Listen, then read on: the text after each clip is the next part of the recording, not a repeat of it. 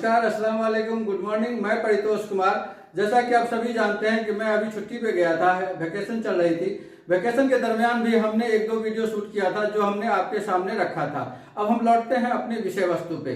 तो सबसे पहली बात, जो हमने वीडियो शूट किया था प्राथमिक चिकित्सा का, तो उसमें मैंने ये कहा था कि हम प्राइमरी सर्वे और सेकेंडरी सर्वे भी लेकर आएंगे। तो अब हम शुरुआत कर रहे हैं प्राइमरी सर्वे का। तो प्राइमरी सर्वे को याद रखने के लिए हमें याद रखना है डॉक्टर एबीसी। तो डॉक्टर एबीसी में अब एक आइटम और जोड़ दिया गया है जो कि डेफिब्रिलेशन है, जिसे हम अब हो गया है कि डॉक्टर एबीसीडी। तो अब हम सभी पे बात करेंगे। तो जैसे डी है डेंजर, आर है response, A for airway, B for breathing, C for circulation या call and D for defibrillation. So सबसे पहले हम बात करेंगे डी फॉर डेंजर का। तो डेंजर जो है वो ऐसी बात है कि जब कभी कोई दुर्घटना होती है तो हमें इस बात को इंश्योर करना चाहिए कि अब घटना, जिस चीज से खतरा हुआ था, जिससे घटना घटित हुई थी, वो अब स्टॉप हो गया, अब कोई खतरे की बात नहीं है।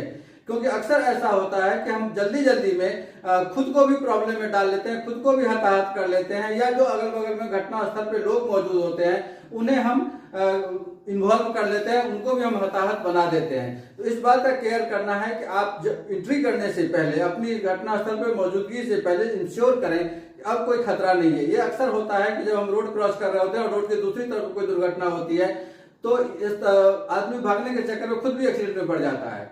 एक तो ये है।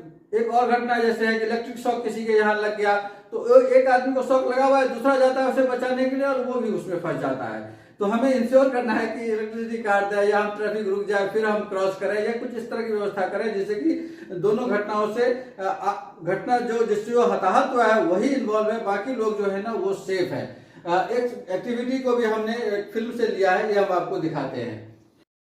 जैसे कि यहाँ आप देखेंगे कि एक आदमी का हाथ इलेक्ट्रिकल पैनल में चला जाता है और दूसरा उसे छुड़ाने जाता है और वह भी उसी में चिपक जाता है, और इसी प्रकार एक के बाद एक चिपकते जाता है।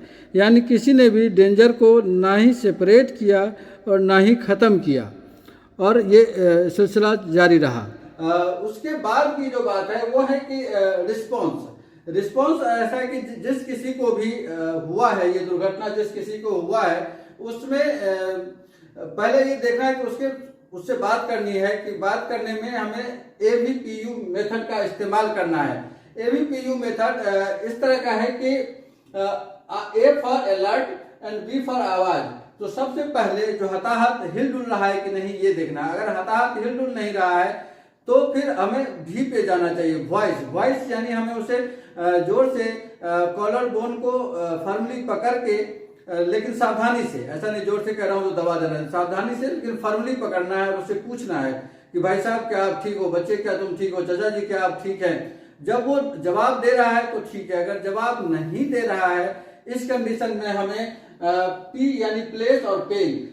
प्लेस इसलिए कहते हैं उसको कि वो आदमी इधर से उधर मूव हो सकता है कि नहीं हो सकता है, यानी छटपटा सकता है या मूव हो सकता है, और अगर नहीं हो सकता है तो उसकी दर्द का लेवल जो है ना वो किस हालत में है, क्या वो अपने दर्द को बयां कर सकता है। अगर दर्द को बयां कर सकता है तो आपको समझ में आ जाएगा कि आगे क्या करना है इसके साथ। लेकिन अगर दर्द को बयां नहीं करने, आप ठीक हो, आप ठीक हो, आप ठीक हो, ले जाए तो यू यानी अनरिस्पॉन्सिव। इस बिंदु पे आप मान सकते हैं कि आदमी जो है ना वो बिल्कुल, आपको समझ में आ जाएगा कि आगे क्या करना है इसके साथ। लेकिन अगर दर्द को बयां नहीं करने जाए तो यू यानी अनरिस्पॉन्सिव। इस बिंदु पे आप मान सकते हैं कि आदमी जो है ना वो बिल्कुल बेहोश है, और ये हमें इमरजेंसी को इमीडिएटली इन्फॉर्म करना चाहिए। हमने आपको याद रखने के लिए, सावधानी के लिए हमने ये स्लाइड बनाया है कि आप एक साथ याद करेंगे। AVPU यानी अलर्ट, सावधानी, वॉइस, आवाज, प्लेस, हिलना डुलना या छटपटाहट, अनरिस्पॉन्सिव इसका मतलब होता है अनुत्तरदायी, लेकिन इस रियल मतलब यह है कि वो आदमी बेहोश है। तो इसलिए आप याद रखें कि यू जो है वो बेहोशी का स्टेट है। किसी आदमी से जब आप बात करते हैं कि उसका डॉक्टर में DR हो गया है, अब A में जब हम बात करते हैं एयरवे के, तो एयरवे में अब आप ऑलरेडी जान चुके हैं कि ये आदमी बेहोश है। बेहोश होने के लिए आप उसके आगे देखना है कि इसकी श्वास चल रही है। एयरवे से मतलब है कि श्वास नली इसकी चल रही है कि नहीं। तो श्वास नली के लिए पहले यह है कि हेड टिल्ट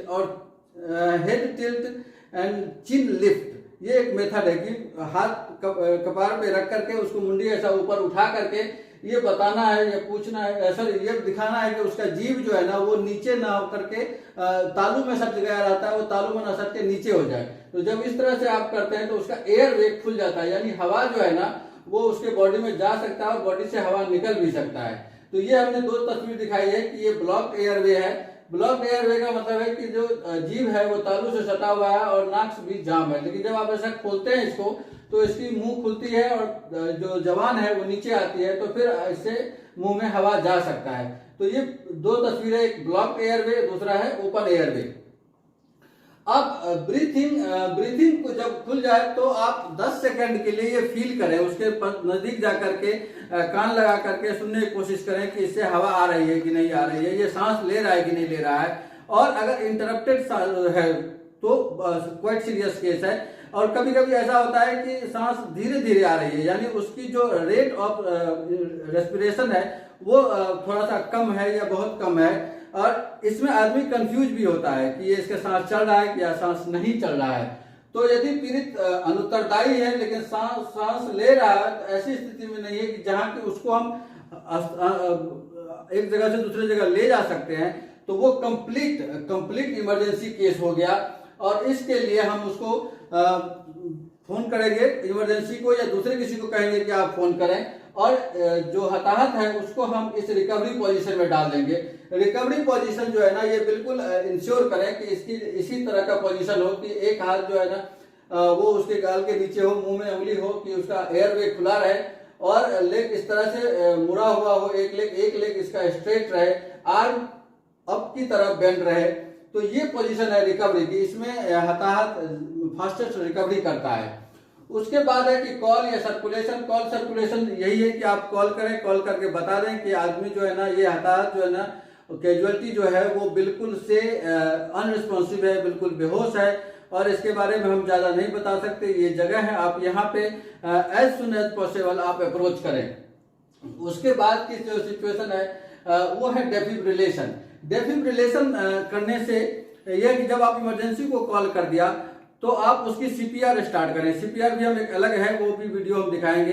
सीपीआर शुरू करें, और डेफिब्रिलेशन एक मशीन है जो कि सडन कार्डियक अरेस्ट में जनरली यूज करते हैं, लेकिन ये इस तरह का जो सिचुएशन है उसमें भी हम यूज करते हैं। और ये इन कंजक्शन विथ, मतलब सीपीआर के साथ में किया जाता है डेफिब्रिलेशन। और जब डेफिब्रिलेशन मशीन लगाएंगे तो उसमें 2 पट्टी होते हैं दोनों चेस्ट पे लगाने के लिए। उसके बाद से वो मशीन आपको जैसा जैसा कह रहा है आप वैसा वैसा करते जाएं, और वो बिल्कुल और वीडियो भी दिखाती है और ये भी दिखाते हैं। आगे हम दिखा लेंगे डेफिब्रिलेशन मशीन है, ये 2 पैड है, और यहाँ पे ये आवाज ये देते रहता है। कहीं कहीं पे जो है ना वो विजुअल प्रॉम्प्ट भी चलते रहता है, इसी स्क्रीन पे विजुअल प्रॉम्प्ट भी चलते हैं। अगर विजुअल प्रॉम्प्ट वाला नहीं है तो ये है, तो ये आपको कहते रहता है कि आपको क्या करना है। आप सिर्फ उसको स्टार्ट करें और फिर उसी तरह से शॉक दें, क्योंकि डेफिब्रिलेशन से एक माइल्ड शॉक निकलता है जो कि जो हृदय की गति है उसको जो उसमें थोड़ा सा रुकावट है तो उसको वो कंटिन्यू करता है, हार्ट बीट को नॉर्मल करता है, सामान्य करता है। नमस्कार, अभी आपको जैसा भी लगा हम यहाँ पे क्लोज कर रहे हैं, हमें बताइएगा जरूर, और हमें लाइक सब्सक्राइब भी अब आप करते जाएं, क्योंकि हमने सब्सक्राइबर तो पूरा कर लिया, इसलिए हम सब लोगों का शुक्रिया अदा करते हैं। और अब हम चाहते हैं कि आप लोग हमारी वीडियो को देख करके अपनी अपनी रिएक्शन हमसे शेयर करें, और जितनी भी हो सके आगे वाली वीडियो के बारे में बताएं, आगे वाले टॉपिक भी बताएं कि आप क्या सुनना चाहते हैं। नमस्कार, जय हिंद, जय श्री राम।